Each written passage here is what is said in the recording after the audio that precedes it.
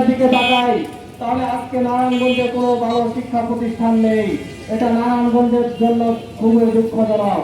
সবাই সাথী বন্ধুগণ, শুধু তাই নয়, নারায়ণগঞ্জের সিটি কর্পোরেশন মানুষ আজকে স্বচ্ছ পানি পাচ্ছে না।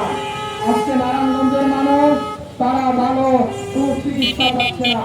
আজকে চিকিৎসার অভাবে নারায়ণগঞ্জের মানুষ ঢুকে ঢুকে নষ্ট হয়। এই বিষয়ে আজকে আমাদের মানববন্ধন। স্বামী সাথী বন্ধুগণ, আজকে আমরা মানববন্ধন থেকে উদ্যোক্ত আহ্বান জানাবো, যদি নারায়ণগঞ্জের সিটি কর্পোরেশন প্রশাসক তারা এই সরকার কাজ কার্যক্রম করতে ব্যর্থ হন, তাহলে ইসলামী আন্দোলনের হাতে দায়িত্ব দিয়ে দেওয়া হোক। ইসলামী আন্দোলন বাংলাদেশ তারা দায়িত্ব পালন করে দেখিয়ে দিয়ে দায়িত্ব তাকে বলা হয়।